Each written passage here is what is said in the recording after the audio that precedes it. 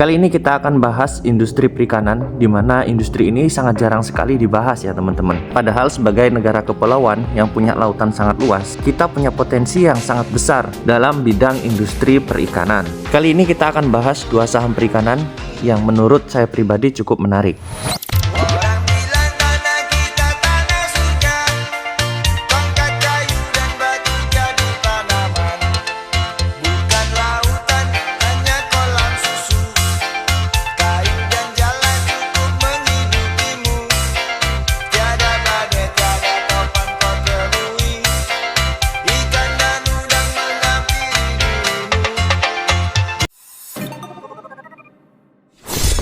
PT Cilacap Samudra Fishing Industry dengan kode ticker ASH adalah perusahaan terbatas yang bergerak di bidang perikanan, pengelolaan ikan, pertambakan, galangan kapal, dan hasil ikan lautnya, serta memperdagangkan hasil tersebut khususnya untuk komoditas ekspor. Produk bahan baku perikanan perseroan berasal dari hasil tangkapan kapal sendiri dan juga berasal dari pembelian dari supplier atau pihak ketiga. Selanjutnya kalau kita lihat laporan laba rugi, ini terlihat dari tahun ke tahun terjadi peningkatan ya. Contohnya revenue di tahun 2021 berbanding 2022 ini meningkat cukup signifikan. Lalu kemudian untuk net marginnya ini juga terjadi peningkatan jika dibandingkan tahun 2021. Selain itu untuk net income-nya ini juga terjadi peningkatan. Sayangnya kalau kita bedah laporannya secara quarter, ini masih terjadi turun naik ya teman-teman. Contoh di Q1 2022 itu di angka sekitar 8 miliaran, tapi turun di tahun 2022 di Q2-nya, lalu di Q3 juga terjadi penurunan.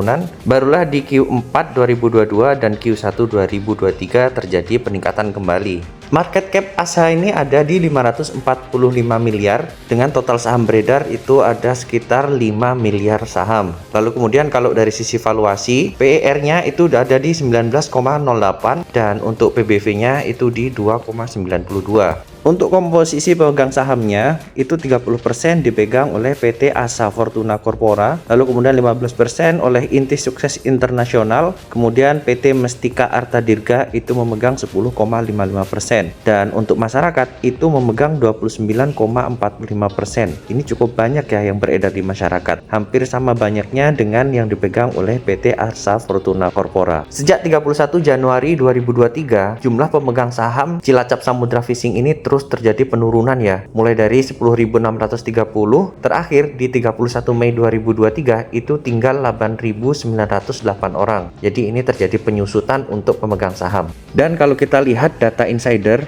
memang di tanggal 21 Maret 2023 Mestika Arta Dirga ini menjual 4,45% sahamnya. Jadi Mestika Arta Dirga ini adalah salah satu pemegang saham terbesar Cilacap Samudra Fishing Industry. Untuk komposisi pemegang saham ini hampir 100% dipegang oleh investor lokal ya. Dan kalau kita lihat lebih detail lagi, ini 57,36% ini dipegang oleh perusahaan, sedangkan untuk individual itu 37,30%. Lalu kalau untuk investor foreign sendiri, ini terjadi peningkatan ya. Dari Maret 2023 ke Juni 2023 itu naik 0,88%. Apakah ini artinya ada yang sedang akumulasi pada saham ini? Menurut teman-teman gimana? Silahkan tulis di kolom komentar. Jika kita lihat secara grafik teknikal, ini memang terlihat saham ASA sedang sideways dan ada beberapa kali akumulasi. Ya, mudah-mudahan ini benar-benar akumulasi ya, bukan cuma tukar-tukaran barang yang memancing retail untuk ikutan beli. Pada saham-saham seperti ini, ada baiknya kalau udah cuan kita jangan greedy ya, karena saham-saham seperti ini dengan market cap kecil itu sangat mudah sekali untuk dibanting ke bawah. Jadi kalau teman-teman belinya dengan greedy lalu dibanting ke bawah, ya udah bisa habis portofolio teman-teman. PT Toba Surimi Industries Tbk. Perusahaan ini adalah perusahaan yang menjalankan usaha di bidang industri pembekuan ikan, industri pengolahan dan pengawetan ikan, dan biota air dalam kaleng. Dari sisi laba rugi, untuk tahun 2021 sampai dengan 2022, itu terjadi peningkatan, baik secara net margin, revenue, serta net income. Tapi sayangnya, jika kita lihat laporan secara quarter, itu pendapatannya masih belum stabil ya. Contohnya di sini net margin, revenue, dan net income, itu di Q1 2022, Q2 2022, Q3 2022 itu naik turun, dan di Q4 2022 ini malah justru turun. Tapi kemudian di Q1 2023 itu kembali naik. Jadi memang sangat fluktuatif ya untuk income-nya ini.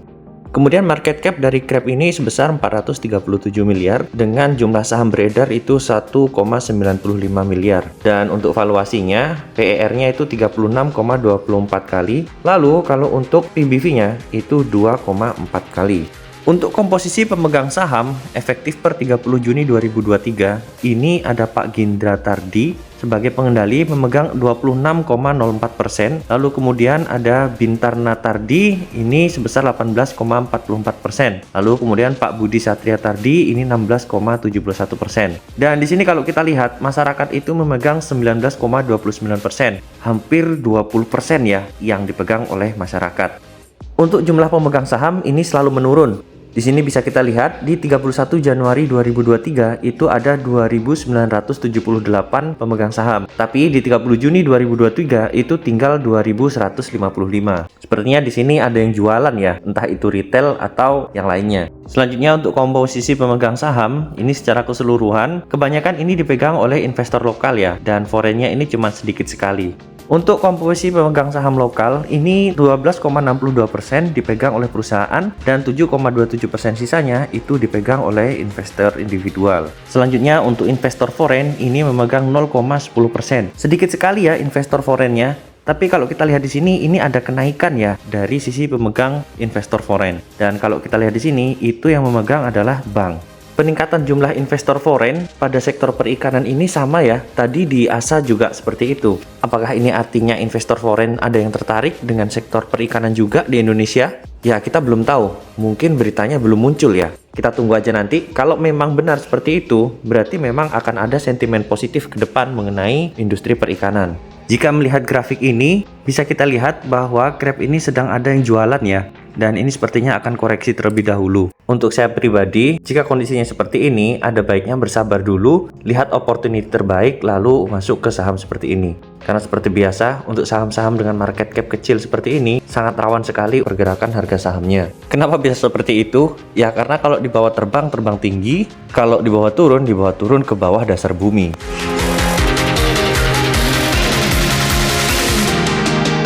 Jika kita bandingkan secara singkat, dari sisi market cap, ASA ini terlihat lebih besar ya, yaitu 545 miliar. Sedangkan Grab itu cuma 437 miliar. Lalu kemudian untuk PE rasionya, secara annualize, ASA terlihat lebih murah yaitu di 19,8. Tapi kalau kita lihat PE secara TTM, Grab terlihat lebih murah, cuman selisihnya juga sangat-sangat tipis ya. Lalu kemudian untuk PBV-nya ini juga selisihnya sangat tipis sekali, 2,92 untuk ASA dan 2,40 untuk Grab. Dari perbandingan ini sepertinya seri ya teman-teman. Kalau teman-teman lebih milih mana? Lebih milih ASA atau lebih milih Grab? Silahkan tulis di kolom komentar. Bagi teman-teman yang ingin membandingkan secara lebih detail, teman-teman bisa menggunakan tab perbandingan pada aplikasi Stockbit ya. Nah, di sana nanti teman-teman bisa membandingkan secara detail antara kedua emiten ini. Jika sebelumnya kita banyak bahas mengenai perusahaan yang bergerak di bidang hasil laut, dalam babak bonus ini saya akan bahas mengenai perusahaan yang bergerak di bidang perikanan juga, tetapi dari air payau, yaitu AMMS. Dari laporan keuangan, AMMS baru menyampaikan laporan di Q4 2022, yaitu dia masih membukukan laba sebesar 2 miliar. Dan kalau kita lihat dari market cap-nya, ini kecil sekali, cuma 50 miliar. Dan kemudian kalau untuk saham beredarnya itu ada 1,2 miliar. Wah, jumlah saham beredarnya cukup banyak ya teman-teman. Lalu kalau dari sisi valuasi, PER-nya ini memang mahal, 31,10 kali. Tapi kalau untuk PBV-nya itu cuma 0,74 kali. Apakah ini termasuk murah atau murahan? Ya teman-teman bisa nilai sendiri ya.